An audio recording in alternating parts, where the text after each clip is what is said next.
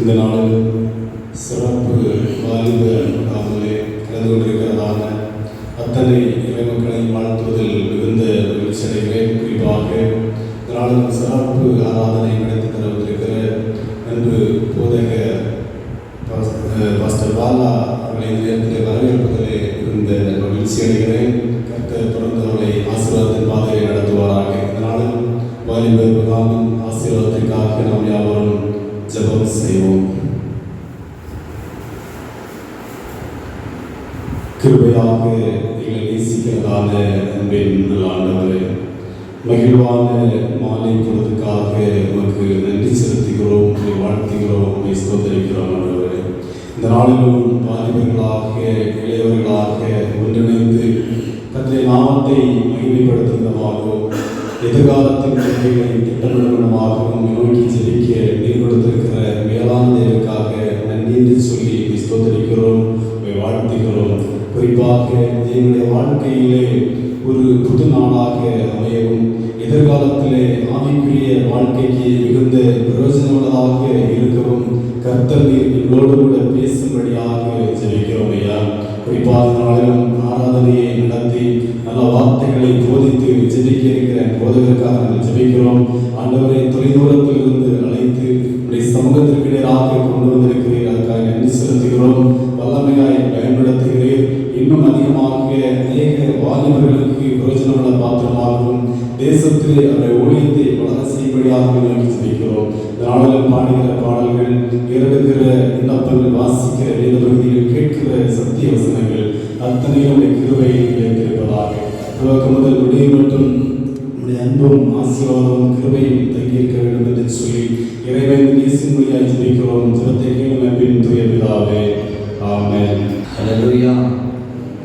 அருமையான மாலை வேளையிலும் சில பாடல்களை பாடி ஆண்டவருடைய நாமத்தை மகிமைப்படுத்த போகிறோம். நம்ம எல்லாருக்கும் தெரிந்த பாடல் ஆராதனை ஆராதனை துதி ஆராதனை ஆராதனை. காலையிலும்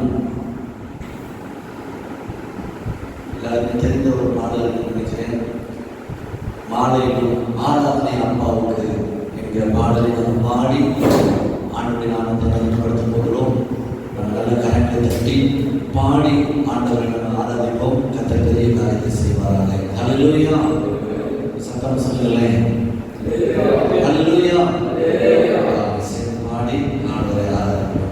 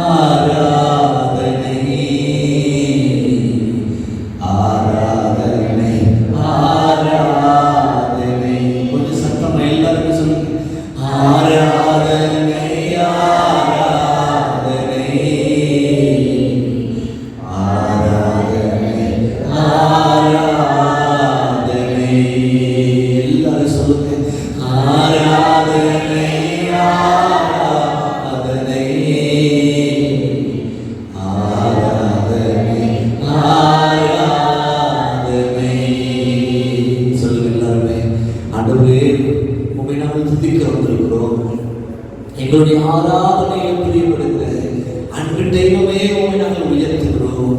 ஆண்டவரே, இந்த நேரம் எங்களுடைய ஆராதனையை அங்கீகரியும் அப்பா. எங்களுடைய ஜெபங்களை நீர் கேட்கிற அவை நல்ல தெய்வமாய் இருப்பதற்கு நாங்கள் மனதார நன்றி செலுத்துகிறோம். நன்றி செலுத்துகிறோம் தகப்பனே. தொடர்ந்து தேவனுடைய பிரசன்னம் மாறாத கிருபை எங்களோடு கூட இருக்க நாங்கள் ஜெபிக்கிறோம். தொடர்ந்து எங்களோடு கூட பேசும், நிறைய காரியங்களை செய்யும், ஆசீர்வதியும், பலப்படுத்தும். இயேசு கிறிஸ்துவின் மூலம் ஜெபிக்கிறோம் எங்கள் ஜீவனுள்ள நல்ல பிதாவே, ஆமென். ஹல்லேலூயா. சத்தமா சொல்லுங்களே, ஹல்லேலூயா. இன்னும் கொஞ்சம் சத்தமா சொல்லலாமா? ஹல்லேலூயா. ஆண்டவர் நிச்சயமாய் உங்களை ஆசீர்வதிப்பாராக. இந்த நாளில் இப்படிப்பட்ட ஒரு கூடுகையை ஆண்டவர் ஏற்படுத்தி கொடுத்திருக்கிறார். ஆண்டவருக்காக நம்ம யாவரும் நன்றி சொல்ல கடமைப்பட்டிருக்கிறோம். தொடர்ந்து இந்த ஊழியத்தை ஆண்டவர் அளவில்லாமல் ஆசீர்வதித்து போகிற கிருபைக்காக நான் ஆண்டவரை துதிக்கிறேன். தொடர்ந்து ஆண்டவர் இப்படிப்பட்ட வாய்ப்புகளை ஏற்படுத்தி கொடுத்ததற்காக நான் ஆண்டவரை துதிக்கிறேன். சச்சின்காக நான் ஆண்டவரை துதிக்கிறேன். வந்திருக்கிற உங்கள் யாவரையும் ஆண்டவரும் ரட்சகருமாய் இருக்கிறேன். இயேசு கிறிஸ்துவின் நாமத்தினாலே நான் வாழ்த்து வரவேற்கிறேன். தொடர்ந்து ஆண்டவர் நம்மோடு கூட அவர் பேசுவாராக. எத்தனை பேர் நம்புறீங்க ஆண்டவர் என்னோடு பேசுவார்னு சொல்லி?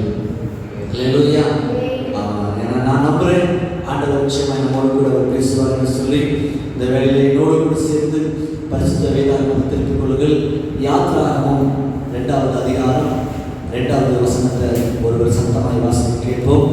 யாத்ராகமம் 2ஆம் அதிகாரம் 2வது வசனத்தை ஒருவர் சத்தமாய் வாசிப்போம்.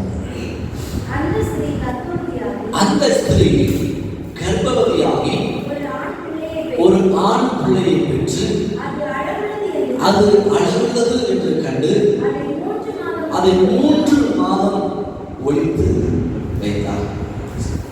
கவனிங்க, உங்களுக்கு புரிகிற மாதிரி ஆண்டவனோடு பேசின சில வார்த்தைகளை உங்களோடு கூட நாம் தெரியப்படுத்த ஆண்டவர் கிருபை தருவாராக. அந்த ஸ்திரீ கர்ப்பவதியாகி ஒரு ஆண் பிள்ளையை பெற்று அது அழகுள்ளது என்று கண்டு அதை 3 மாதம் என்ன பண்ணினால் ஒழித்து வைத்தார். அந்த ஸ்திரீ யாரு அப்படின்னு சொல்லி கேட்டீங்கன்னா மோசேயுடைய தாயார்.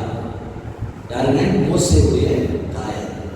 இப்ப அந்த ஸ்திரீயானவள் தன்னுடைய வயிற்றில மோசேயை சுமந்து கொண்டு இருக்கிற அந்த சமயத்துல அது எப்படிப்பட்ட ஒரு காலகட்டம் அப்படின்னு சொல்லி கேட்டீங்கன்னா, இஸ்ரவேல் ஜனங்கள் எகிப்துல அடிமையா இருக்கிற அந்த ஒரு பீரியட்.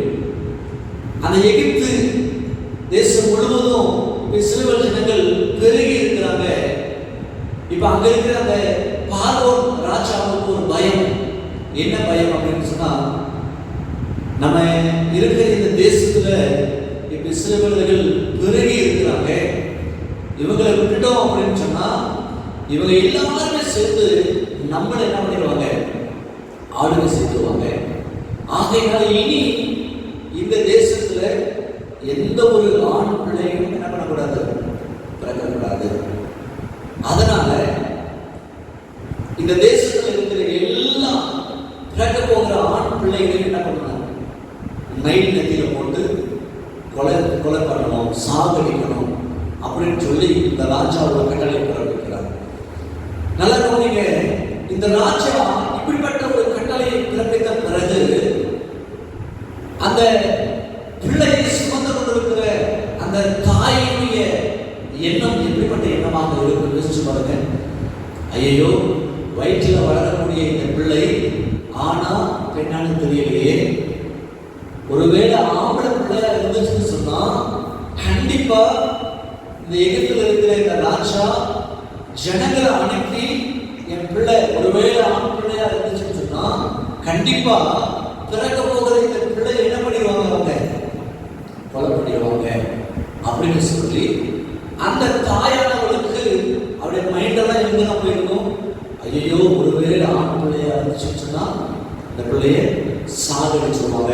இதுதான் ஒரே எண்ணம். இப்ப குழந்தை பிறக்குது, குழந்தைய பார்க்கும்போது அது என்ன குழந்தையா இருக்குது, ஆண் பிள்ளையா இருக்குது. இப்ப அந்த தாயாருக்கு ஒரு பக்கம் கவலை, ஐயோ ஆம்பளை பிள்ளை பிறந்துருச்சு, இந்த பிள்ளை என்ன பண்ணிடுவாங்க, எல்லாருமே கொலை பண்ணிடுவாங்க. அன்றைக்கு அந்த ராஜா எபிரேய மருத்துவச்சிகளுக்கு கட்டளை கொடுக்கிறார், நீங்க போய் எல்லா ஆம்பளை பிள்ளைகளையும் என்ன பண்ணுங்க, கொலை பண்ணிருங்க அப்படின்னு சொல்லி. ஆனா இந்த எபிரேய மருத்துவச்சிகள் ஆண்டவருக்கு பயந்து இருந்ததுனால யாரையும் என்ன பண்ணல, கொலை பண்ணல. இந்த செய்தி ராஜா கிட்ட வருது. ராஜா கேட்கிறாரு, உங்ககிட்ட சொல்ற வேலையை நீங்க என்ன பண்ண மாட்டேங்கிறீங்க, செய்ய மாட்டேங்கிறீங்க. அதுக்கு அவங்க போய் சொல்றாங்க, இல்ல நாங்க போகிறதுக்கு முன்னாடியே அவங்க என்ன பண்ணிடுறாங்க, பிள்ளை பெற்றுக்கிறாங்க, பிரசவம் ஆயிடுது, அவங்க ரொம்ப பலசாலிகளாக இருக்கிறாங்க அப்படின்னு சொல்லி ஆண்டவருக்கு அவங்க பயந்து இருந்ததுனால எந்த ஒரு ஆண் பிள்ளைகளையும் அவங்க என்ன பண்ணல, கொலை செய்யல. நல்லா யோசிச்சு பாருங்க. இப்படிப்பட்ட ஒரு சூழ்நிலையில அந்த எபிரேய மருத்துவச்சிகள் ஆண்டவருக்கு பயந்து இருந்ததுனால அந்த பிள்ளைங்க என்ன பண்ணல, கொலை செய்யல. அந்த ஊர்ல அந்த வீட்டுல அந்த மோசேயின் தாயார் கர்ப்பம் தரித்திருக்கிறாங்க அப்படிங்கிற விஷயம் பக்கத்துல இருக்கிற எல்லாருக்குமே தெரியுமா தெரியாதா? கண்டிப்பா தெரியும். அந்த லேடி பிரெக்னண்டா இருக்கிறாங்க. அது மட்டும் இல்லை, அந்த வீட்டுல குழந்தை பிறந்திருக்குது அப்படின்ற நியூஸும் நாளைக்கு தெருவை தாண்டி என்ன பண்ணிடும், போயிடும். இப்ப நல்லா யோசிச்சு பாருங்க, அந்த ராஜா எங்கே மருத்துவச்சிகள் சொல்லி வேலை எதுவுமே நடக்கல. இப்ப அந்த ராஜா அடுத்த ஒரு முடிவை எடுத்தான். இங்க இருக்கிற என்னுடைய ஜனங்களுக்கு நான் விஷயத்த சொல்றேன். என்னுடைய ஜனங்கள் எல்லாருமே ஒவ்வொரு வீடு வீடா போய் அங்க இருக்கிற ஒவ்வொரு ஆம்பளை பிள்ளைகளையும் என்ன பண்ணுவாங்க, இவங்க கொலை பண்ணுவாங்க. இப்படிப்பட்ட ஒரு சூழ்நிலை, இதுதான் இந்த பேக்ரவுண்ட். நல்லா கவனிங்க. இப்படிப்பட்ட ஒரு சூழ்நிலையில இப்ப எல்லாருமே ஒவ்வொரு வீடு வீடா தேடிட்டு இருக்கிறாங்க. இந்த வீட்டுல ஏதாவது ஆம்பளை பிள்ளை இருக்குதா அப்படின்னு கேட்கிறாங்க. இல்ல. இப்படி மாறி மாறி வராங்க. இப்படிப்பட்ட ஒரு சூழ்நிலையில இப்ப மோசே பிறந்திருக்கிற அந்த வீட்டுல வந்து கதவை தட்டி கேட்கிறாங்க, இந்த வீட்டுல ஆம்பளை பிள்ளை இருக்குதா? உடனே அவங்க அப்பா அம்மா என்ன சொல்றாங்க, இருக்கிறாங்கன்னு சொல்றாங்களா? இல்ல. அஜய் இங்க அப்படி எதுவும் இல்ல. ஆனா குழந்தை அந்த வீட்டுல தான் இருக்குது. அந்த வசனத்தை பாருங்க. அந்த ஸ்திரீ கர்ப்பவதியாகி ஒரு ஆண் பிள்ளையை பெற்று அது அழகுள்ளது என்று கண்டு அதை 3 மாதம் ஒளித்து வைத்தார். எங்க ஒளிச்சு வச்சா? நம்ம இங்க வரும்போது இந்த செட்டிங்ஸ் எல்லாமே எங்க செட் பண்ணிக்கிட்டு இருந்தீங்க? நீங்க அங்க செட் பண்ணிக்கிட்டு இருந்தீங்க. நடத்த வேண்டிய இடம் எது? இந்த இடம் மாறி போயிட்டோம். இதுன்னு தெரியல. அந்த மாதிரி பிரச்சனை எங்க அப்படின்னா, குழந்தை பிறந்திருக்கிற அந்த வீட்டுல தான் எல்லாருமே வந்து தேடுவாங்க. ஒருவேளை அந்த பிள்ளையுடைய தாய் தகப்பன்மார் அந்த பிள்ளையை ஒளிச்சு வைக்கணும் அப்படின்னு சொன்னா அவங்க வீட்டை விட்டுட்டு வேற எங்கேயாவது தூரத்துல தான் என்ன பண்ணிருக்கணும், ஒளித்து வைத்திருக்கணும். நம்ம யோசிச்சு பார்த்தோம்னு சொன்னா, ஆனா அவங்க எங்க ஒளிச்சு வச்சிருக்கிறாங்க அப்படின்னு சொல்லி பார்த்தீங்கன்னா, அவங்க வீட்டிலேயே. இப்ப வசனத்தை வாசிக்க முடியும். அப்போஸ்தலர் 7வது அதிகாரம் 20வது வசனத்தை சத்தமா வாசிக்கிறோம். அப்போஸ்தலர் 7ஆம் அதிகாரம் 20வது வசனம். அக்காலத்திலே இப்ப கவனிங்க எல்லாருமே, எந்த காலத்துல புரிஞ்சுச்சா? அக்காலத்திலே அப்படின்னு சொன்னா அந்த பிரச்சனை, அந்த ராஜா வந்து ஆம்பளை பிள்ளைகள் எல்லாத்தையுமே கொலை பண்ணணும். அந்த காலத்திலே மோசே பிறந்து திவ்ய சௌந்தரியம் உள்ளவனாக இருந்து 3 மாதம் அளவும் தன் தகப்பன் வீட்டிலே, யாருடைய வீட்டில்? பெரியப்பா வீட்டில் இல்ல, சித்தப்பா வீட்டில் இல்ல, 4 தெருவை தாண்டி வேற யாரோ வீட்டில் இல்ல, அவங்க அப்பா வீட்டில். சொல்லுங்க எல்லாருமே, தகப்பன் வீட்டில். சத்தம் சொல்லுங்க, கொஞ்சம் சத்தம் வரணுமே. தகப்பன் வீட்டில் 3 மாதம் வரைக்கும் அவன் என்ன பண்ணினான், ஒளித்து வைக்க. இன்னும் வேதத்துல பார்க்கும் பொழுது ஒரு நாணல் பெட்டி புரியுற மாதிரி சொல்லணும்னு சொன்னா ஒரு பேஸ்கெட் கூட, அந்த கூடைக்குள்ளாக அந்த குழந்தைய என்ன பண்றாங்க, கடத்தி வீட்டுல எங்கேயோ என்ன பண்றாங்க, ஒளிச்சு வச்சிருக்கிறாங்க. நல்லா கவனிங்க. முதல்ல வாசிச்சோம், அந்த பிள்ளை அழகுள்ளது என்று கண்டு அதை 3 மாதம் வரைக்கும் என்ன பண்ணினாங்க, ஒளிச்சு வச்சாங்க. ஒருவேளை அந்த குழந்தைய பார்க்கும்போது அது அழகா இல்லை, கருப்பா இருக்கு, முகம் ஒரு மாதிரியா இருக்குது, என்ன நடந்திருக்கும் நினைக்கிறீங்க? என்ன நடந்திருக்கும்? வசனம் சொல்லுது, அந்த பிள்ளை அழகுள்ளது என்று கண்டு அதை 3 மாதம் என்ன பண்ணாங்க, ஒளிச்சு வச்சாங்க. இப்ப நம்மகிட்ட ஒரு ஆப்பிள் ஐபோன் இருக்குது. அந்த ஐபோனை நம்ம கீழே வச்சிருவோமா, தரையில உள்ள வச்சிருவோமா? வைக்க மாட்டோம். ஒரு நல்ல ஒரு செக்யூர் ஒரு கவர் போட்டு, டெம்பர் கிளாஸ் போட்டு, இந்த கேமரா பின்னாடி ஒரு ஸ்டிக்கர்லாம் ஒட்டி, எந்த அளவுக்கு அதை பாதுகாப்பாக வைக்கணுமோ, எந்த அளவுக்கு அதை பத்திரப்படுத்தணுமோ அவ்வளவு கவனமாக நம்ம என்ன பண்ணணும், பார்த்துக்கணும். ஆனால் இதே சில வருஷத்துக்கு முன்னாடி நோக்கியோ 1100 தெரியுமா உங்களுக்கு? அந்த மொபைலை எத்தனை வாட்டி கோபத்தில் தூக்கி செவுத்துல அடிச்சிருப்போம். உடஞ்சிருக்க அந்த போனு உடையல. அந்த அந்த அந்த 1100 அந்த மொபைலுக்கு டெம்பர் கிளாஸ் பண்ணிருக்கிறோமா, இல்லை ஏதாவது ஒரு பவுச் போட்டுருக்கிறோமா? எதுவுமே இல்லை. காரணம் என்ன? அது அந்த அளவுக்கு ஒரு வேல்யூ கிடையாது. ஆனால் ஐபோன், ஐயோ அது கீழே வச்சிடக்கூடாது, வேற யாரும் எடுத்துடக்கூடாது. அந்த மாதிரி இந்த பிள்ளை அழகுள்ளது என்று கண்டு 3 மாதம் ஒழித்து வைத்திருந்தாங்க. ஒருவேளை என்னுடைய விஷயம் என்ன சொன்னா, அந்த பிள்ளை அழகா இல்லை அப்படின்னு சொன்னா என்ன நடந்திருக்கும்? சொல்லுங்களேன், யாராவது என்ன நடந்திருக்கும்?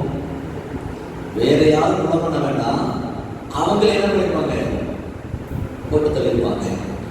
இந்த குழந்தை நமக்கு வேண்டாம், இது பார்க்கறதுக்கு அழகா இல்லை அப்படின்னு சொல்லி அவங்களே ஒரு முடிவு எடுத்திருப்பாங்க. ஆனா ஒரு விஷயத்தை நல்லா கவனித்து பாருங்க. ஒரு பழமொழி சொல்லுவாங்க, காக்கைக்கும் தன் குஞ்சு குஞ்சு.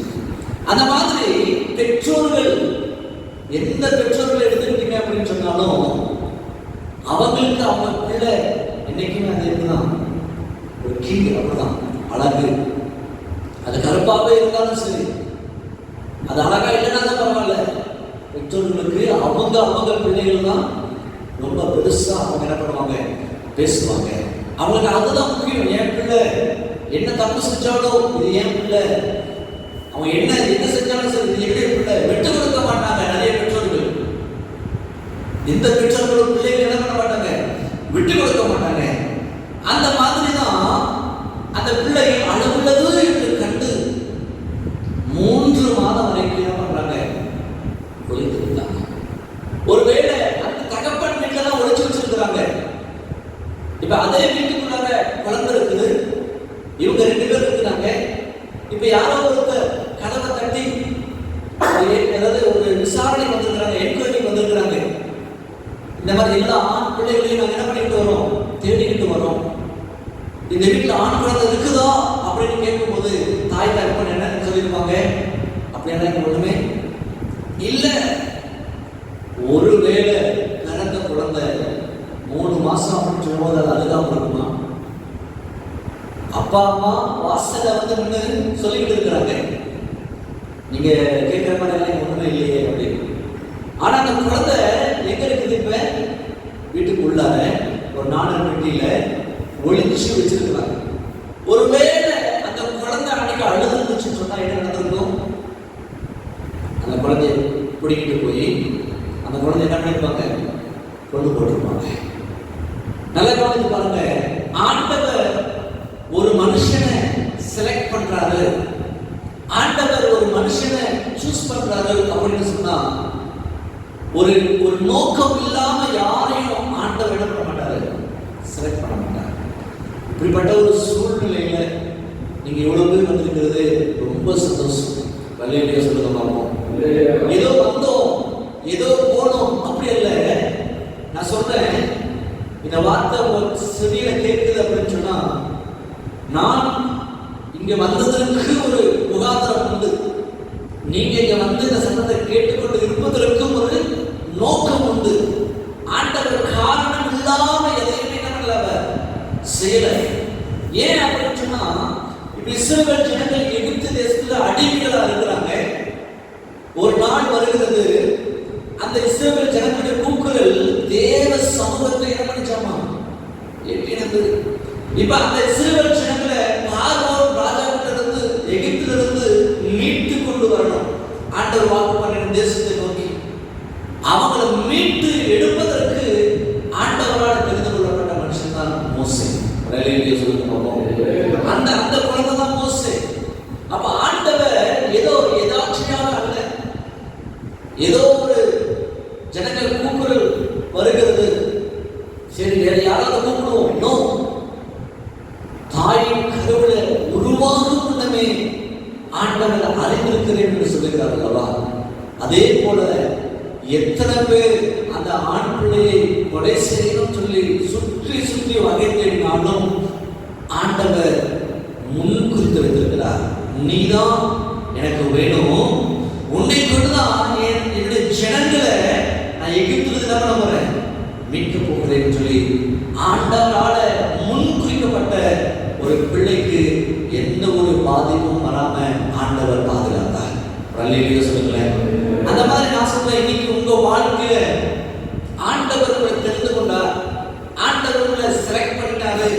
நீங்க ஆண்டவரால் அழைக்கப்பட்டவங்க, நீங்க ஆண்டவரால் மீட்கப்பட்டவங்க அப்படின்னு சொன்னா உங்க வாழ்க்கையில உங்களை அழிக்கணும்னு சொல்லி எத்தனை பேர் வகை தேடினாலும், உங்களுக்கு விரோதமா எத்தனை ஆயுதங்கள் எழுப்பினாலும், நான் சொன்னேன் அது ஒருபோதும் வாய்க்காது போகும். விசுவாசம் இருந்தா ஒரு அலையிலேயே சொல்லுங்க. காரணம், நீங்க ஆண்டவரால தெரிந்து கொள்ளப்பட்டவங்க. ஆண்டவர் ஏதோ ஒரு நோக்கத்தோடு உங்களை அழைத்திருக்கிறார். இந்த இடத்துல ஆண்டவர் அனுமதி காரணம் இல்லாம உங்களை கூட்டிட்டு வரல. காரணம் இல்லாம இங்க ஒரு ஜெபம் நடக்கல. ஆண்டவர் ஏதோ ஒரு பிக் பிளான் வச்சிருக்கிறார், ஒரு பெரிய திட்டத்தை வச்சிருக்கிறார். அதனால அந்த தேவ திட்டத்தை நோக்கி நாம் போகும்போது பல பிரச்சனை வரும், பல போராட்டங்கள் வரும். ஆனா தேவன் நம்மை அழைத்த அழைப்பு, ஆண்டவர் நம்மை தெரிந்து கொண்ட அந்த அழைப்புல நம்ம உறுதியா நின்றுட்டோம்னு சொன்னா ஆண்டவர் நிச்சயமா நம்மை ஆச்சரியமா வழிநடத்துவார். விசுவாசம் மட்டும்தான் சொல்ல பார்ப்போம். அல்லேலூயா. இப்ப 21 வசனத்தை வாசிங்க. அப்போஸ்தலர் 7:21. பாருங்க, 3 மாதம் வரைக்கும் அவன் வீட்டில ஒளித்து வைக்கப்பட்டான். பிறகு அவன் வெளியே போட்டு விடப்பட்ட போது பார்வோனுடைய குமாரத்தி அவனை எடுத்து தனக்கு பிள்ளையாக வளர்த்தார். அல்லேலூயா சொல்லுவோமா? சத்தமா சொல்லுங்களேன். அல்லேலூயா. கவனிங்க, இப்ப தேவ திட்டம் என்ன அப்படின்னு சொன்னா, இந்த 3 மாதம் ஒளித்து வைக்கப்பட்ட இந்த பிள்ளையானது எங்க ஒளித்து வைக்கப்பட்டிருக்குது அப்படின்னு சொன்னா, தகப்பன் வீட்டுல ஒளித்து வைக்கப்பட்டிருக்கிறது. தகப்பன் வீட்டுல இருந்தோம்னு சொன்னா என்னைக்குமே நமக்கு ஒரு பாதுகாப்பு உண்டு. இத்தனை விசுவாசிக்கிறீங்க, நான் என் அப்பா வீட்டுல இருந்தேன் அப்படின்னு சொன்னா எனக்கு ஒரு நன்மை, எனக்கு ஒரு பாதுகாப்பு அப்படின்னு சொல்லி நீங்க எப்ப ஃபீல் பண்ணுவீங்க தெரியுமா? வேற யாராவது ஒருத்தர் வீட்டுக்கு போகும்போது, வேற எதையாவது நான் எதிர்பார்த்து கிடைக்காம இருக்கிற அந்த சமயத்துல நீங்க நினைப்பீங்க, என் அப்பா வீட்டுல இருந்திருந்தேன்னா நான் எவ்வளவு ஜாலியா இருந்திருக்கேன் தெரியுமா? என் அப்பா வீட்டுல இருந்திருந்தேன்னு சொன்னா எனக்கு எவ்வளவு சந்தோஷமா இருந்திருக்கு தெரியுமா? என் அப்பா என்னை எப்படி பார்த்துருப்பார் தெரியுமா? என் அப்பா என்னை முற்றிருக்க மாட்டாரு அப்படின்னு சொல்லி எங்க நம்ம கைவிடப்படுகிறோமோ, எங்க நம்ம நெருக்கிறாங்களோ, அன்னைக்குதான் அப்பாவுடைய வீடும் அப்பாவுடைய அன்பும் நமக்கு தெரிய வரும். இல்லையா? ஆகையினால இந்த மோசே 3 மாதம் வரையிலும் அவனுடைய தகப்பன் வீட்டில் ஒளித்து வைக்கப்பட்டு, பிறகு அவன் வெளியே போட்டு விடப்பட்ட போது பார்வோனுடைய குமாரத்தி அவனை எடுத்து தனக்கு பிள்ளையாக வளர்த்தார். நல்லா யோசிச்சு பாருங்க, ஆண்டவருடைய திட்டம் உங்க மேல இருக்குது அப்படின்னு சொன்னா உங்களை தூக்கி வெளியில போடுவாங்க. ஆண்டவருடைய திட்டம் உங்க மேல இருக்குது அப்படின்னு சொன்னா அவன் எவ்வளவு பெரிய உயரத்தில் இருந்தாலும் சரி, ஆண்டவர் அவனை கீழே கொண்டு வந்து வைப்பாரு. நல்ல சொல்லுங்க பார்ப்போம். அதே தேவ திட்டம் உங்க மேலதான் இருக்குதுன்னு சொன்னா நீங்க எவ்வளவு தாழ்ந்து இருந்தாலும் சரி, நீங்க குப்பையில கிடந்தாலும் சரி, நீங்க ரொம்ப எளிமையான ஒரு வாழ்க்கையை வாழ்ந்து கொண்டு இருந்தாலும் சரி, வேதம் சொல்லுகிறது அவர் சிறியவனை புழுதியில் இருந்தும் எளியவனை குப்பையிலிருந்தும் உயர்த்தி பிரபுக்களோடும் ராஜாக்களோடும் அதிபதிகளோடும் அமர செய்கிற ஆண்டவர் சொல்லி நல்ல சொல்லுவோமா? அவர் எளியவனை குப்பையிலிருந்து உயர்த்துகிற ஆண்டவர். அவன் ஆல்ரெடி 3 மாசம் வீட்டுக்குள்ள ஒளிச்சு வைக்கப்பட்டிருக்கிறான். சொந்தக்காரங்க யாரும் பார்க்க வரல, யாரும் விசாரிக்க வரல, ஒளிச்சு வைக்கிறாங்க 3 மாசம். இதுக்கப்புறம் முடியலப்பா. அது வரைக்கும் நல்லா பாதுகாப்பா அவனுக்கு இருந்துச்சு. இப்ப அந்த நாடர் வீட்டுல கொண்டு போய் போட்டு அந்த நதியில விட்டு வராங்க. யோசிச்சு பாருங்க, அரண்மனையில இல்லாத ஸ்விம்மிங் பூலா, அரண்மனையில குளிக்க இடம் இல்லாத இடமா? ஆண்டவர் அவருடைய திட்டத்தை நிறைவேற்றணும்னு சொன்னா அரண்மனையில இருக்கிறவனை எங்க கொண்டு வந்துட்டாரு? வெளியில கொண்டு வந்துட்டாரு. வரலையா சொல்லுங்க பார்ப்போம். அதே தேவ திட்டம் நிறைவேறுவதற்கு வெளியில இருக்கிற ஒருத்தனை இப்ப ஆண்களை கொண்டு போறாரு, அரண்மனைக்கு உள்ள கொண்டு போறாரு. அந்த பார்வனுடைய குமாரத்தி அந்த பிள்ளையை பார்த்து ரொம்ப அழகா இருக்குது. உடனே கூட இருக்கிற தோழிமார்கள் சொல்றாங்க, இந்த பிள்ளையை வளர்க்கணும் அப்படின்னு சொன்னா நாங்க ஊருக்குள்ள போய் இந்த பிள்ளைக்கு பால் கொடுக்கறதுக்கு ஒரு ஒரு ஸ்திதியை நம்ம என்ன பண்ணுறோம், கூட்டிட்டு வரோம் அப்படின்னு சொன்னாங்க. யோசிச்சு பாருங்க, சில பேர் ஊருக்குள்ள ஓடுறாங்க. யாரோ ஒரு பெண் நம்ம இந்த மாதிரி அரண்மனைக்கு வரணும், உனக்கு ஒரு வேலை, ஒரு குழந்தை இருக்குது, 3 மாசம் குழந்தை, அந்த குழந்தைக்கு என்ன பண்ணணும், பால் கொடுக்கணும், உனக்கு காசெல்லாம் கொடுத்துருவோம் வாங்க. இங்கே வந்து பார்த்தா யாரு, அந்த குழந்தையுடைய தாயவே கொண்டு வராங்க. தெரியாது அவங்களுக்கு. ஆனா ஒன்று மட்டும் தெரியும், ஆண்டவர் முன் குறிச்சிட்டாரு அப்படின்னு சொன்னா அவர் எல்லாத்தையுமே சரியாக செய்து முடிப்பார். கல்லையிலேயே சொல்ல பார்ப்போம். யோசிச்சு பாருங்க, வேற யாரையும் இல்லை. அவங்க நினைக்கிறாங்க வேற யாரோ அப்படின்னு சொல்லி. ஆனா ஆண்டவருக்கு தெரியும், இந்த பிள்ளையை பிரிந்து இந்த தாயை என்ன பண்ண முடியாது, இருக்க முடியாது. அந்த தாயை பிரிந்து இந்த பிள்ளையை என்ன பண்ண முடியாது, இருக்க முடியாது. 3 மாசம் உன் வீட்டில் இருந்துச்சு, ரைட், ஓகே. இப்போ ஏன் திட்டம் நிறைவேறணும், அதனால உங்க எல்லாத்தையுமே மறுபடியும் நான் என்ன பண்ண போறேன், உன்னோடு ஒண்ணா கனெக்ட் பண்றேன் அப்படின்னு சொல்லி ஆண்டவர் அந்த பிள்ளையுடைய தாயவே என்ன பண்றாரு, கூட்டிட்டு வந்து அரண்மனைக்குள்ள விடுறாரு. யோசிச்சு பாருங்க, மோசே எகிப்தியருடைய சகல சாஸ்திரங்களிலும் கற்பிக்கப்பட்டு வாக்கிலும் செய்தியிலும் வல்லவன் ஆனான் என்று எழுதப்பட்டிருக்கிறது. நல்ல சொல்லுங்க பார்ப்போம். நம்ம வாழ்க்கையில ஆண்டவர் நம்மளை தெரிந்து கொண்டிருக்கிறார், ஆண்டவர் நம்மளை அழைத்திருக்கிறார் அப்படின்னு சொன்னா நம்ம ஏதோ ஒன்றுமே இல்லாத ஒரு நிலைமையில் இருப்பதற்காக ஆண்டவர் நம்மளை அழைக்கிறார். நீங்களும் நானும் நல்ல வல்லமை உடைய தேவ பிள்ளைகளாய் மாறுவதற்கு ஆண்டவர் நம்மளை முன் குறித்திருக்கிறார். ஆண்டவர் நம்மளை அழைத்திருக்கிறார். பாவத்துல, சாபத்துல, அநியாயம், அக்கிரமத்துல வாழ்ந்து கொண்டிருக்கிற எத்தனையோ ஜனங்கள் இருக்கிறாங்க. அவங்களை மீட்கும் விதத்துல ஆண்டவர் நம்மளை தெரிந்து கொண்டிருக்கிறார். கல்லையிலேயே சொல்லுவோமா, என் அழைப்பு என்ன, ஆண்டவர் எதற்காக தெரிந்து கொண்டார்? இல்லை, நான் ரட்சிக்கப்பட்டேன், என் ஃபேமிலி ஒரு கிறிஸ்தவ குடும்பம், நாங்க வாரதோறும் சபைக்கு போறோம், பாஸ்டர் கூப்பிடும் போது நாங்க போவோம் வருவோம். நோ, இது தேவ திட்டம் இல்லை, இது உங்க வேலை. அந்த தினமும் ஜெபம் பண்றேன், அந்த தினமும் பைபிள் படிக்கிறேன், இது உங்க வேலை, நீங்க செஞ்சுதான் ஆகணும். இதை தவிர்த்து ஆண்டவர் என்னை குறித்த திட்டம் என்ன வைத்திருக்கிறார், ஆண்டவர் என்னை குறித்து வைத்திருக்கிற நோக்கம் என்ன? தகப்பன் வீட்டில் இருந்தா நல்லதுன்னு சொன்னேன். ஆனா தகப்பன் வீட்டிலேயே இருந்தீங்கன்னு சொன்னா ஆரம்பத்தில் நல்லா இருக்கும், ஆனா வளர்ந்து வரக்கூடிய சமயத்துல நல்லா இருக்கும். கொஞ்சம் தோளுக்கு மேல வளர்ந்துட்டீங்க, இப்ப மறுபடியும் அதே தகப்பன் வீட்டில் இருக்கிறீங்கன்னு சொன்னா தகப்பன் உங்களை பார்த்து என்ன சொல்லுவாரு, குழந்தை பிறக்கும் போது கண்ணே மணியே அப்படின்னு கொஞ்சம் அதே தகப்பன் இப்ப தோளுக்கு மேல வளர்ந்த பிறகு இப்ப என்னடானா சாப்பிட்டு வீட்டிலேயே இருக்கிறாங்க. அப்ப என்ன சொல்லி கூப்பிடுவாரு தகப்பன், தண்ட சொல்லு, சாப்பிட்டு எரும மாடுவாங்க, வீட்டிலே இருக்கீங்க, எங்கேயாவது வேலைக்கு போக வேண்டியதானே சொல்லுவாங்களா இல்லையா?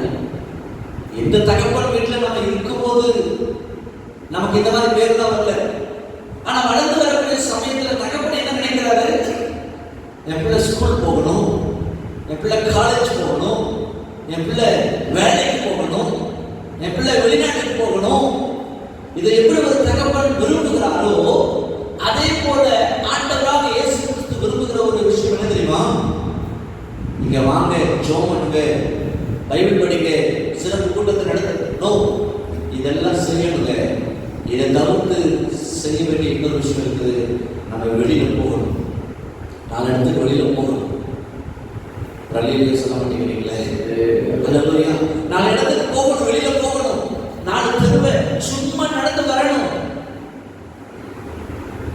நாங்க இருக்கிற பகுதி ரொம்ப எதிர்ப்பான ஒரு பகுதி. வேதத்தை எடுத்துட்டு போனால ஒரு மாதிரி பார்ப்போம், சுவிசேஷம் அறிவிக்க முடியாது. நானே என் மனைவி 2 பேருமே ஒரு பாட்டில் தண்ணி எடுத்து ரோடோட நடக்கும். அப்ப பஸ்ஸுக்கு கூட பைசா இருக்காது. ஆரம்ப நாட்கள்ல யாருமே கிடையாது, விசுவாசம் கிடையாது. 10 கிலோமீட்டர் வரைக்கும் நடப்போம்.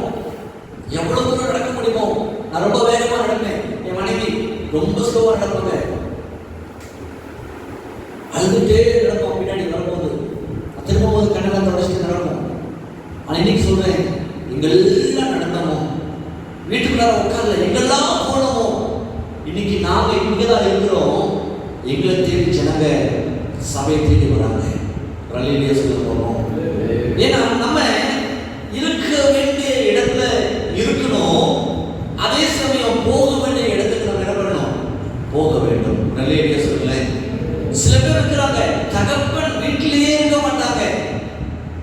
தகப்பன் வீட்டில் இருக்கணும், அதே சமயம் நம்ம வெளியில என்ன பண்ணணும், போகணும். நல்லா யோசிச்சு பாருங்க. இப்படி தகப்பன் வீட்டில் நான் இருக்கும்போது அந்த தகப்பன் வீட்டில் சில நன்மைகள் இருக்கிறது. அது என்ன நன்மை அப்படின்றத மட்டும் நான் சொல்லி சீக்கிரத்தில் நான் முடிக்க போறேன். நல்லா கவனிங்க. இந்த தகப்பன் வீட்டில் ஒரு 5 வகையான பூக்கள் இருக்குது. என்னது சொல்லுங்க, என்ன இருக்கு உங்க வீட்டுக்கு முன்னாடி? ஃப்ளவர்ஸ் இருக்காங்க. இதில் ஒரு 2 பூக்கள் பேர் சொல்லுங்க பார்ப்போம். ரோஜா,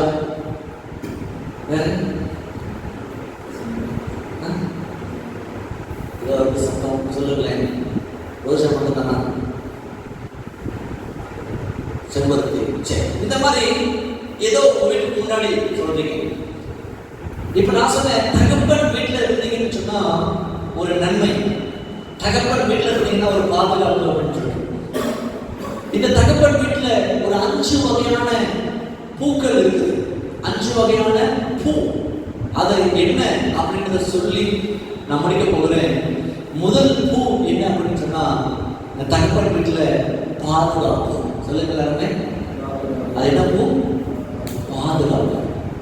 3 மாசம் அந்த குழந்தைய எங்க ஒழிச்சு வச்சாங்க? தகப்பன் வீட்டுல. எங்க வேற யாராவது சொந்தக்கார வீட்டில் ஒழிச்சு வச்சிருந்தாங்கன்னு சொன்னா சொந்தக்காரன் என்ன பண்ணிருப்பான்? காட்டி கொடுத்துருப்பான். ஏன்னா அவன் எதுக்காக காட்டி கொடுத்துருப்பான் அப்படின்னு சொன்னா, ஒருவேளை இந்த பிள்ளை இருக்குன்னு தெரிய வந்துச்சுன்னு சொன்னா இந்த பிள்ளையவும் போட்டு தள்ளிடுவாங்க. இந்த பிள்ளைய நான் பாதுகாக்கிறதுனால என்னையும் என்ன பண்ணிடுவாங்க? போட்டு தள்ளிடுவாங்க. அதனால சொந்தக்கார வீட்டில் இல்லை, வேற எங்கேயோ இல்லை, ஒரு பொதுவான இடத்துல இல்லை, தகப்பன் வீடு சொந்த அப்பா வீட்டில் இருக்கும்போது நமக்கு பாதுகாப்பு முதல்ல வரும். ரலிலியா சொல்லுங்க பார்ப்போம். வசனம் சொல்லுது 91வது சங்கீதம் 12வது வசனம்.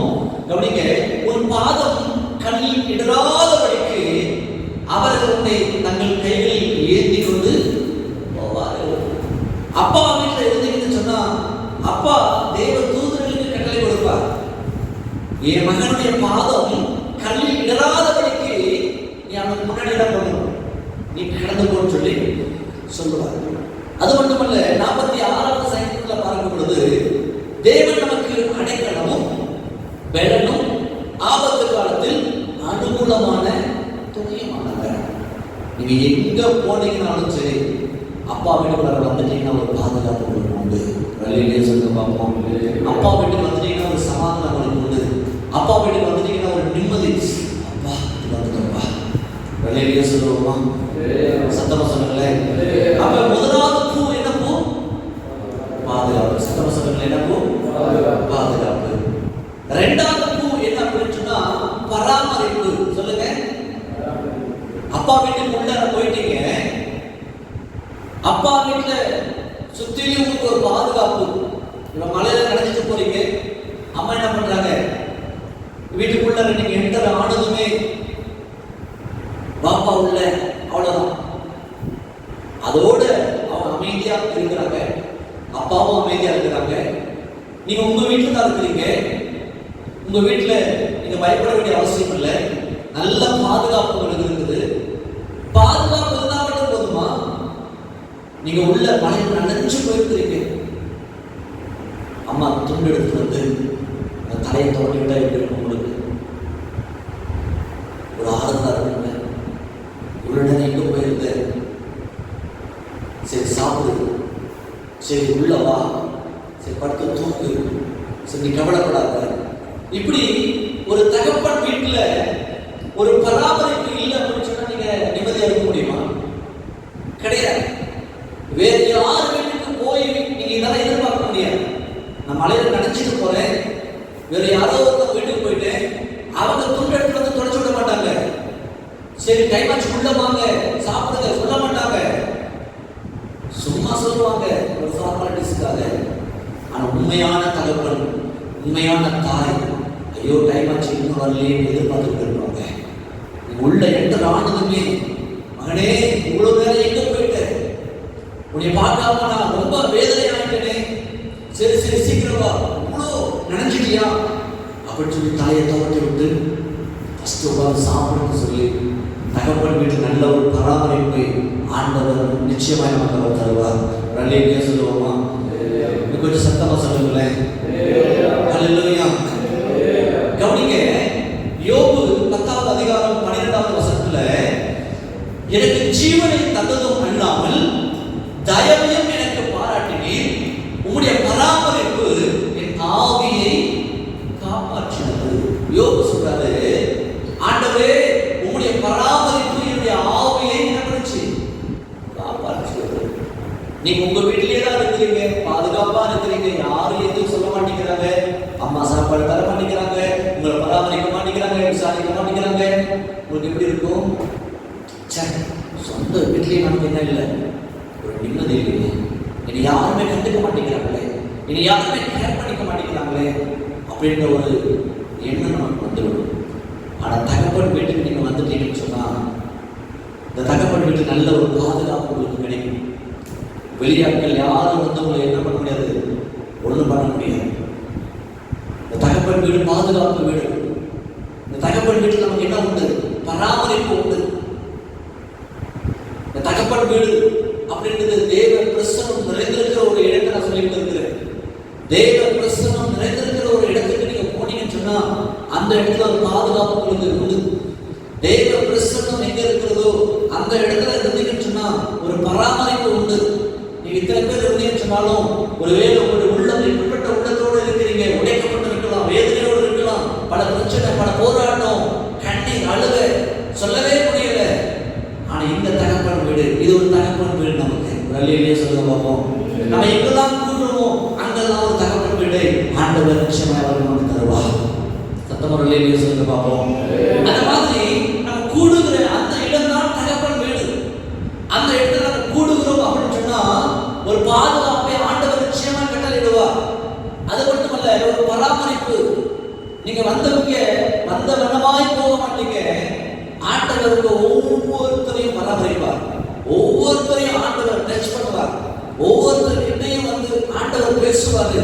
நீ ஏன் இப்படி இருக்கிற, நீ கவலைப்படாத, நீ நல்லா இரு, உன் பிரச்சனையை நான் மாத்துவேன், உன் கண்ணீரை நான் மாத்துவேன், உன் பண தேவையை நான் சந்திப்பேன், நீ அழாதன்னு சொல்லி ஆண்டவர் ஒவ்வொருத்தரோடு கூட அவர் தெளிவாய் பேசுவாருங்க. மொத்தமாக நிலையை சொல்லுங்களேன். ஆகையால தனிப்பட்ட விதத்துல நான் ஒவ்வொருத்தரையும் என்ன பிரச்சனை கேட்க வேண்டிய அவசியம் இல்லை, நீங்களும் சொல்ல வேண்டிய அவசியம் இல்லை. ஆனால் என் ஆண்டவருக்கு தெரியும், நீங்க வந்தது இது தகப்பன் வீடுன்னு சொன்னா இந்த வீட்டில் நல்ல ஒரு பாதுகாப்பு, நல்ல ஒரு பராமரிப்பு உண்டு என்பதை நீங்க மறந்துவிடக்கூடாது. நிலையிலேயே சொல்லுவோமா? சரி, கவனிங்க. இப்ப 2 பூக்களை பார்த்துக்கிற, ஒன்று தகப்பன் வீட்டில் என்ன உண்டு? பாதுகாப்பு. 2 பராமரிப்பு. 3வது உபசரிப்பு. 3வது என்னது? உபசரிப்பு. இந்த தகப்பன் வீட்டில் என்ன உண்டு? உபசரிப்பு உண்டு. நல்லா கவனிங்க. லூக்கா 15ஆம் அதிகாரம் 7வது வசனம் எடுக்க வேண்டாம், நான் சொல்றது மட்டும் நல்லா கவனிங்க. இளைய குமாரனுடைய கதையை நம்ம எல்லாருமே நன்கு அறிந்திருக்கிறோம். அவன் அன்னைமாரை ஏமாத்தி, அப்பாவை ஏமாத்தி, சொத்துக்கள் எல்லாவற்றையும் அப்படியே சுருட்டிட்டு அவன் உலக பிரகாரமா போய் துன்மார்க்கமான ஒரு வாழ்க்கையை வாழ்ந்து எல்லாத்தையும் அழிச்சு நாசம் பண்ணி பணம் இருக்கிற வரைக்கும் எல்லாத்தையுமே ஜாலியா என்ஜாய் பண்ணான். எல்லாம் முடிஞ்ச பிறகு அவன் பண்ணி வைக்கிற வேலைக்கு போய் கடைசியாக பண்ணி திங்கிறாங்க. தகவல் கூட என்ன பண்ண முடியல, அவனால சாப்பிட முடியல. அப்ப அவன் யோசிக்கிறான், ஐயோ என் அப்பா வீட்டில் நான் இருந்தேன்னு சொன்னான், என் அப்பா வீட்டில் வேலை செய்கிற வேலைக்காரனுக்கு என்ன சாப்பாடு? சூப்பர் ஆகாரம். என் அப்பா வீட்டில் வேலை செய்கிற வேலைக்காரனுக்கு நல்ல ஒரு ஆகாரம். அப்பா தான் யோசிச்சிருப்பான், நான் மறுபடியும் எங்க போனா நல்லா இருக்கும், என் அப்பா வீட்டுக்கு போனா நல்லா. அவன் புத்தி தெரியுது அந்த இடத்துல. அவன் புத்தி தெரிஞ்சு போட்டுக்கிறதுக்கு செருப்பு கூட இல்லாம, முடி வெட்டாம, குளிக்காம பண்ணி வைக்கிறவனுக்கு என்னது? அப்படிதான் அவன் இருப்பான். குளிக்கல, முடி வெட்டல, செருப்பு இல்லை, அந்த அசிங்கத்தோட என்ன பண்றான், அந்த நாற்றத்தோட அவன் முடிவெடுக்கிறான். ஐயோ நான் பாவம் செஞ்சுட்டேன், ஆண்டவரே என்னை மன்னிச்சிருங்க, நான் எங்க போகணும்னு நினைக்கிறேன், என் அப்பா வீட்டுக்கு போகணும்னு நினைக்கிறேன்.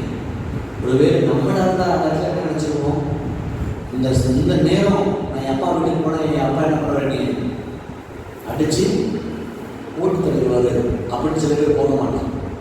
சில பேர் என்ன பண்ணுவான், செத்தாலும் அப்பா வீட்டுக்கு என்ன பண்ணக்கூடாது, போகக்கூடாது, வேற எங்கேயாவது போயிடுவோம். ஆனா அவன் தப்பு செய்த உண்மைதான், ஆனா அவன் மனம் திரும்பினான்.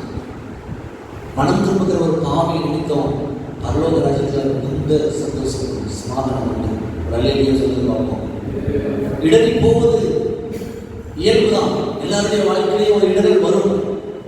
எங்க நம்ம இடறிட்டோம், எங்க என் பாதை ஸ்லிப் ஆயிடுச்சு, அப்ப நான் என்னை சரிப்படுத்திக் கொள்ளணும். ஐயோ நான் போகிற பாதை சரி கிடையாது, ஐயோ நான் பார்க்கிற பார்வை சரி கிடையாது, என் பேச்சு சரி கிடையாது, நான் நிக்கிற இடம் சரியில்லையே, ஏதோ வந்துட்டேன், இனி நான் வரமாட்டேன், இனி நான் பார்க்க மாட்டேன், இனி இப்படி பேச மாட்டேன், இனி இந்த மாதிரி நான் செயலை செய்ய மாட்டேன் அப்படின்னு சொல்லி ஒரு மனம் திரும்பி மறுபடியும் தகப்பன் வீட்டுக்கு நீங்க தேடி வந்தீங்கன்னா அங்க உங்களுக்கு உபசரிப்பை கத்த நிச்சயமா தருவார். அதையே சொல்லுங்க பார்ப்போம். இந்த மாதிரி இளையகுமாரன் வருகிறான் அப்படின்ற செய்தி தான் அப்பாவுக்கு கிடைக்குது.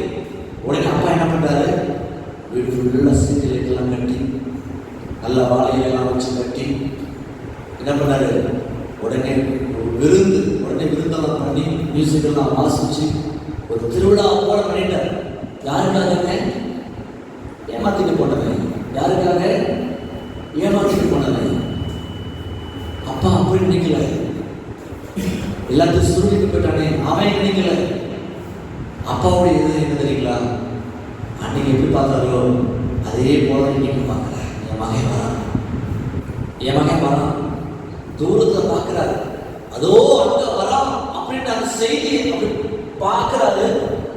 உடனே அந்த இளையகுமாரனை தேடி அப்பா என்ன பண்றாரு, ஓடி போறாரு. அப்பா ஓடி போய் செருப்பு அவனுக்கு கொடுத்து அவனை கட்டி பிடிச்சி, குடிக்கல, முடி வெட்டல, பண்ணி வச்சுட்டு வந்துருக்கிறான். எவ்வளோ நாற்றம் இருக்கும். அப்பாவுடைய அன்பு பார்த்தீங்களா இருக்குன்னு, அதுதான் கேட்டாங்க அவனுடைய அன்பு. திரும்பவும் அப்பா வீட்டுக்கு அவன் வந்தான். அவன் நீட்டாக குளிக்க வச்சு அவனுக்கு வேண்டிய துணியெல்லாம் கொடுத்து ஜுவல்ஸ் எல்லாம் கொடுத்து அப்பா அப்படி அவனை பார்த்து என்ன பண்ணாரு, அழகு பாப்பா வழியே சொல்லுவான். இதெல்லாம் உபசரிப்பு. இந்த உபசரிப்பு எப்படின்னா அவன் மறுபடியும் புத்தி தெளிந்து வந்தான். நீங்க நம்ம வாழ்க்கையில இடறி போயிருப்போம்னு சொன்னா ஒரு வேலை, ஒருவேளை இப்ப நம்ம இருக்கிற இடம் எந்த இடத்துல நிற்கும், துன்மார்க்கனுடைய ஆலோசனையில நடக்கக்கூடாது, பாவியுடைய வழியில நிற்காத, பரியாசம் செய்யக்கூடிய அந்த இடத்துல, இதெல்லாம் நமக்கு தெரியும். ஆனா நம்ம எங்க இருக்கிறோம், நம்ம பேசுற நபர்கள் நல்ல நபர்கள் தானா, நாம் பழகிற நண்பர்கள் நல்லவங்க தானா, ஒருவேளை நம்ம வீட்டுக்கு வந்துட்டு போகிறவங்க யாரு, நம்ம பிள்ளைகள் பழகிறவங்க யாரு, இந்த யோசனை நாம் இருக்கிறார். ஒருவேளை அப்படி ஆண்டவர் விட்டு நான் போயிருக்கிறேன் பாஸ்டர், நான் கொஞ்சம் தூரமாக தான் இருக்கிறேன், நான் எங்க போகிறேன்னே எனக்கு தெரியலையே பாஸ்டர். என்னுடைய வாழ்க்கை அப்படிதான் இருந்துச்சு.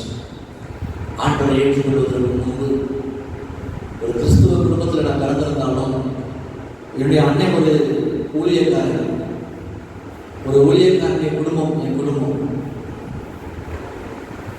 நல்ல ட்ரம்ஸ் வாசிப்பேன் சர்ச்சில், ஞாயிற்றுக்கிழமை தோறும் சபைக்கு போகுவேன். அந்த ட்ரம்ஸ் வாசித்த பிறகு, அந்த வர்ஷிப் முடிஞ்ச பிறகு அப்படியே உலகத்திற்கு ஓடி இருக்கிறேன். என்னுடைய நண்பர்கள் எல்லாருமே அந்த ஊரில் இருக்கிற முக்கியமான ரவுடிகள். அப்படிதான் நாங்கள் 4 பேர், 4 பசங்க.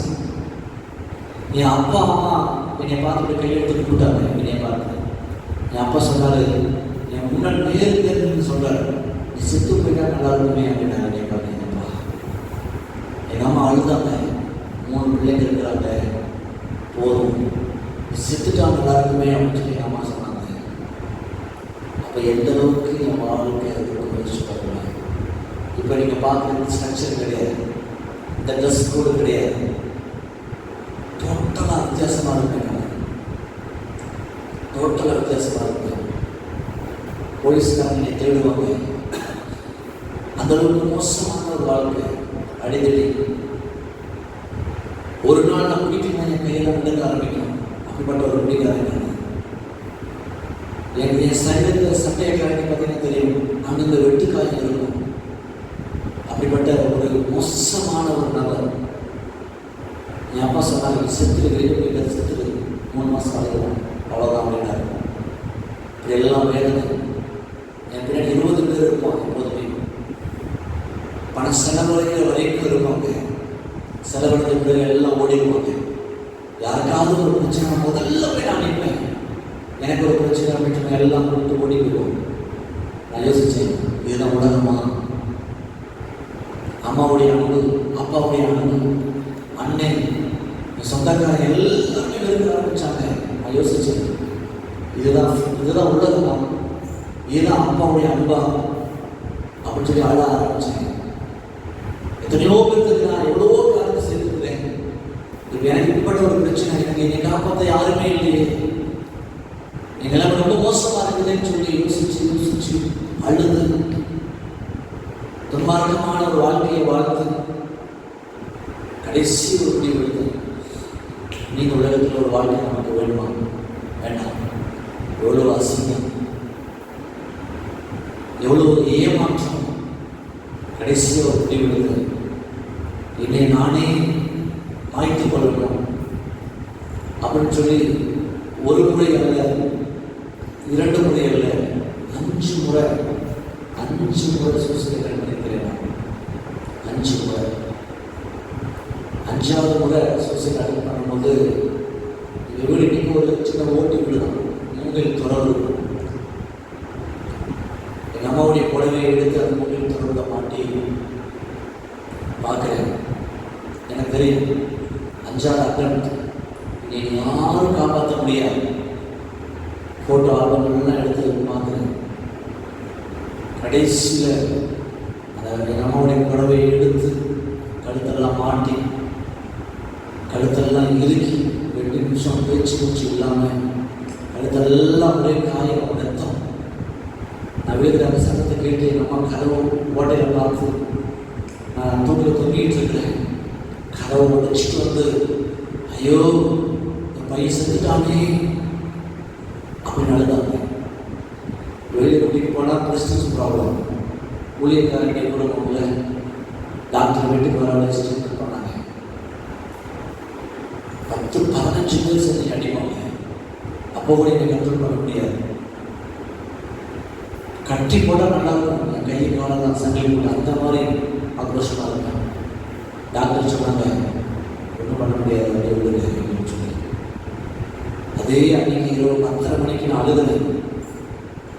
நான் வாழவும் முடியல, என் சாகம் முடியலையே, ஏன் காப்பாற்றுறீங்கன்னு சொல்லி கழுத்தெல்லாம் காயம், மன வேதனை, சரீர வேதனை தாங்கவே முடியல. அழுறேன். அப்போ கூட யோசிக்கிறேன், மறுபடியும் ஏதாவது வாய்ப்பு, மறுபடியும் ஏதாவது ஒரு சான்ஸ் கிடைச்சா செத்துடலாமே, அவ்வளோதான் இந்த லைஃப், இந்த உலகம் அதுதான் அப்படின்னு சொல்லி மறுபடியும் யோசிக்கிறேன். என் மைண்ட் இல்லை, சரியாவே இல்லை. கடைசியா ஒரு 10:30 மணி ஆகுது. எங்கள் அம்மா அழுத ஜோம் பண்ணிக்கிட்டு இருக்கிறாங்க. நான் எங்கள் அம்மாவை பார்க்குறேன். பக்கத்தில் ஒரு வேதாகம் இருக்குது. நான் அந்த வேதத்தை எடுத்து வாசி அப்படின்னு ஒரே ஒரு சத்தம் மட்டும் கேட்குது என் காதில். நான் அப்படியே அமைதியாக இருக்கேன். மறுபடியும் அந்த சத்தம் கேட்குது. இந்த பைபிள் எடுத்து வாசி.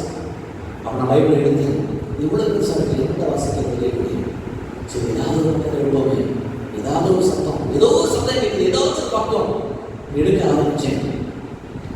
அதில் ஒரு வசனம் என் கண் பார்வையில் பட்டுச்சு.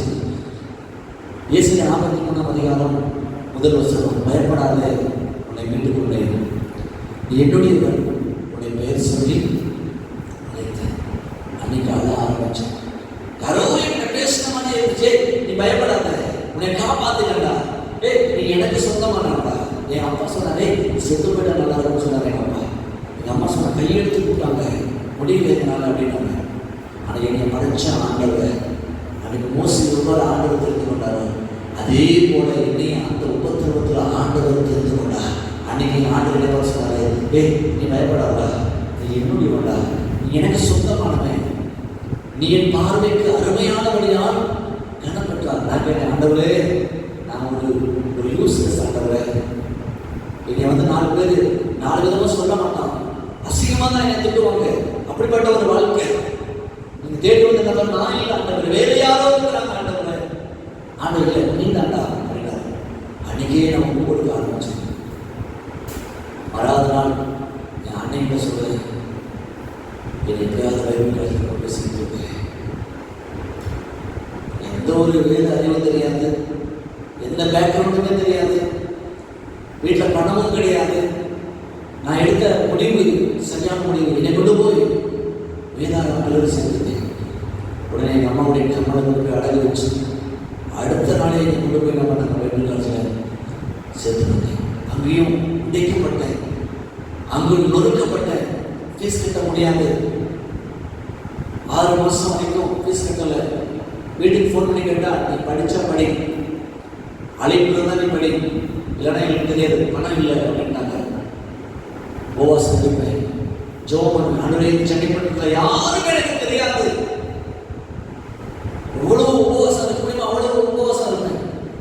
அப்போ என் விசுவாசம் என்ன தெரியுமா, ஆண்டவரே இப்ப யாருமே எனக்கு தெரியாது, இந்த வாசம் முடிகிறதுக்குள்ளார என்னை தேடி யாராவது காலேஜுக்கு வந்து என் பேரை சொல்லி என் ஃபீஸ் எல்லாத்தையும் கட்டிட்டு போகணும்.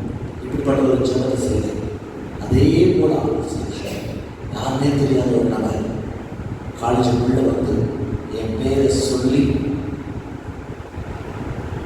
இதுவரைக்கும் அவர் என்ன ஃபீஸ் கட்டலையோ அத்தனையும் கட்டி மீதப்பட்ட 2 வருஷத்துக்கும் அவங்க எனக்கு ஸ்பான்சர் பண்ணாங்க. அது எவ்வளோ அற்புதம் பண்ணா தெரியுமா? இன்னைக்கு நான் சொல்ல முடியும், இந்த ஜீவன் ஆண்டவருக்காக தான் போகணும்னு சொல்லி நான் சொல்லிக்கிறேன். ஏதோ வியாதி வந்து மாஸ்டர் பாலா செத்து போயிட்டாரு, ஏதோ அப்படியெல்லாம் இல்லை. ஆண்டவரே நான் இருக்கிற இடம் ஒரு எதிர்ப்பான ஒரு இடம், ஆண்டவரே சுவிசேஷம் அறிவிச்சு செத்தாலும் பரவாயில்ல. என் மனைவியுடைய பூனை சொல்லி வச்சிருக்கு, சுவிசேஷத்துக்கு நிமித்தமாக நம்ம சாகுறதுக்கு ரெடியாக இருக்கணும், பயப்படக்கூடாது, துணிஞ்சு போவோம். என்னை அடித்தாலும் நீ கூடவே நில்லு. என்ன பண்ணிட முடியும்? வெட்டுவாங்களா? வெட்டட்டும். 2 நிமிஷம் அமைதியாக இருக்க வழியை பொறுத்துக்க. 3ஆவது நிமிஷம் தகப்பன் வீட்டில் நம்ம போயிடுவோம். எப்படி இருந்த என் வாழ்க்கைக்கு எப்படி மாறி இருக்கு பார்த்தீங்களா? காரணம் நான் சூஸ் பண்ணிருக்க சரியான வரணும், தகப்பன் வீடு. நீங்கள் அந்த தகப்பன் வீட்டுக்கு நீங்கள் வாங்க. அந்த தகப்பன் வீட்டில் ஒரு நல்ல பாதுகாப்பு உண்டு, அந்த தகப்பன் வீட்டில் நல்ல ஒரு பராமரிப்பு உண்டு, அந்த தகப்பன் வீட்டில் நல்ல ஒரு உபசரிப்பு உங்களுக்கு உண்டு. ஆகையால் இன்றைக்கு உங்களை பார்த்து நான் சொல்றேன், ஆண்டவர் ஏதோ ஒரு திட்டத்தோடு அவர்களை அழைத்திருக்கிறார். ஆண்டவரோட சித்தம் இல்லாமல் உங்கள் வாழ்க்கையில் எதையுமே என்ன பண்ண மாட்டார், அவர் அனுமதிக்க மாட்டார். ஆகையினால அந்த தகப்பன் வீட்டில் ஒரு விசாரிப்பு உண்டு. தகப்பன் வீட்டில் இளையகுமாரன் வரும்போது அப்பா கேட்கிற பழைய பாவத்தை கேட்கல, நீ ஏமாத்திட்டு போயிட்டியே அதை சொல்லல, நீ ஏண்டா இப்படி இருக்கிற, டேய் ஏண்டா முடி விட்டுல, அதை தான் கேட்கிற. நீங்க உங்களை பார்த்து ஆண்டவர் மறுபடியும் நீங்க செய்த பழைய பாவத்தை அவர் உணர மாட்டார். நீங்க செய்த அநியாயம் அக்கிரமத்தை ஆண்டவர் மறுபடியும் பேச மாட்டார். மறுபடியும் திட்டத்தை உங்கள்கிட்ட அவர் தெரியப்படுத்துவார். நீங்க என்ன செய்யணும் அதை தெரியப்படுத்துவார். அன்னைக்கு சவுல் சபையை அடித்து கிறிஸ்துவரை துன்பப்படுத்தி அப்படி இருந்து அவனை பார்த்து ஆண்டவர் என்ன பண்ணாரு, பவுலாய் மாற்றினான். அவன் சொல்றான், ஆண்டவரே நான் என்ன செய்ய சித்தமா இருக்கிறேன். நீங்க அந்த மாதிரி உங்களை பார்த்து நான் சொல்றேன், நீங்க கேளுங்க, ஆண்டவரே நான் என்ன செய்ய சித்தமா இருக்கிறேன், நான் என்ன செய்ய சித்தமா இருக்கிறேன். நீங்க நான் தகப்பன் வீட்டுக்கு நான் வரணும்னு நினைக்கிறேன்ப்பா, என்னை ஏற்றுக்கொள்ளுங்கப்பா அப்படின்னு சொல்லி நம்ம சென்னைக்கு போகிறோம். நம்ம எல்லாருமே கண்களை மூடி இருக்கிற இடத்துல எழுந்து நின்று இன்னைக்கு என்னுடைய வாழ்க்கையை மாற்றின ஆண்டவர். அந்த தகப்பன் வீட்டில் நானும் இன்னைக்கு மனைவியும் அவன் 2 வயசு ஒரு பிள்ளையும் ஆண்களுக்கு கொடுத்துருக்கிறார். இன்னைக்கு அந்த தகப்பன் வீட்டில் எங்களுக்கு நல்ல ஒரு பாதுகாப்பு இருக்குதுங்க. அந்த தகப்பன் வீட்டில் நல்ல ஒரு சமாதானம் உண்டு. அந்த தகப்பன் வீட்டில் நல்ல ஒரு நீங்க ஜெபம் பண்ணுங்க. அவன் நீங்க ஒரு சிலரா இருந்தாலும் அவன் நீங்க கண்களை மூடி வாயில திறந்து சொல்லுங்க, ஆண்டவரே அந்த தகப்பன் வீட்டை தேடி வந்திருக்கிறோம்ப்பா, ஆண்டவரே அந்த தகப்பன் வீட்டில் எங்களுக்கு ஒரு சமாதானத்தை நீங்க தருவதற்காக நன்றி அப்பான்னு சொல்லி எல்லாருமே நல்ல வாயில திறந்து ஒரு 2 நிமிஷம் முடிச்சிடலாமே. கொஞ்சம் வாயை திறந்து தேடி வருவேன்ப்பா ஆண்டவரே. இனி நான் சரியான பாதையை செலக்ட் பண்ணுவேன் ஆண்டவரே. உம்முடைய கரத்துல எங்களை தருகிறோம்ப்பா ஆண்டவரே. இந்த வார்த்தை யாரெல்லாம் போய் கேட்டுச்சோ ஆண்டவரே, நீங்க பேசுங்க ஆண்டவரே. இப்ப ஜெபிக்கிற ஜெபத்தை கேளுங்க ஆண்டவரே. மறுபடியும் அந்த தகப்பன் வீட்டை தேடி ஒவ்வொருவரும் வருவதற்கு நீங்க உதவி செய்தருளும்படியாக ஜெபிக்கிறேன். உங்க கரத்துல ஆண்டவரே ஒவ்வொருவரையும் ஒப்பு கொடுத்து நாங்கள் ஜெபிக்கிறோம் ஆண்டவரே, ஜெபிக்கிறோம் ஆண்டவரே. கடைசியா எல்லாருமே உங்க வலது கரத்தை உயர்த்தி சொல்லுங்க மக்களை, எல்லாருமே சத்தமா. நம்புங்கப்பா உங்க பிள்ளையை, நம்புங்கப்பா உங்க பிள்ளையை, சொல்லுங்க. நம்புங்கப்பா உங்க பிள்ளையை, நம்புங்கப்பா உங்க பிள்ளையை, சத்தமாய். நம்புங்கப்பா உங்க பிள்ளையை, நம்புங்கப்பா உங்க பிள்ளையை. நல்ல ஆண்டவரே, நீ தந்த நல்ல கிருபைகளுக்காக ஆண்டவரே, இந்த நல்ல நேரத்துக்காக ஸ்தோத்திரம். வந்திருக்கிற ஒவ்வொருவரையும் மனதார ஆசீர்வதிக்கிறோம். மோசையை காப்பாற்றின ஆண்டவர், மோசைக்கு உம்முடைய திட்டத்தை தெரியப்படுத்தின ஆண்டவர், என்னுடைய வாழ்க்கையிலையும் ஆண்டவரை தெரிந்து கொண்டு உம்முடைய திட்டத்தை வைத்திருப்பதற்காக நன்றி. அதே போல இங்க வந்திருக்கிற ஒவ்வொருவருக்கும் ஆண்டவருடைய திட்டத்தை தெரியப்படுத்தும்படியாக ஜெபிக்கிறோம். தொடர்ந்து உங்க நல்ல நாம மகிமை அடையட்டும், ஆசீர்வாதம் பலப்படுத்தும், பெரிய காரியங்களை செய்யும். இயேசு கிறிஸ்துவின் மூலம் ஜெபிக்கிறோம் எங்கள் ஜீவனுள்ள நல்ல பிதாவே, ஆமென், ஆமென். எல்லாரும் சேர்ந்து சொல்லுவோம். என் ஆத்துமாவே கர்த்தரை ஸ்தோத்திரி, என் முழு உள்ளமே அவருடைய நாமத்தை ஸ்தோத்திரி. என் ஆத்துமாவே கர்த்தரை ஸ்தோத்திரி, கர்த்தர் செய்த சகல உபகாரங்களையும் மறவாதே. ஹல்லேலூயா, ஹல்லேலூயா, ஹல்லேலூயா. கர்த்தர் உங்க ஒவ்வொருவரையும் ஆசீர்வதிப்பார். Thank you. God bless you.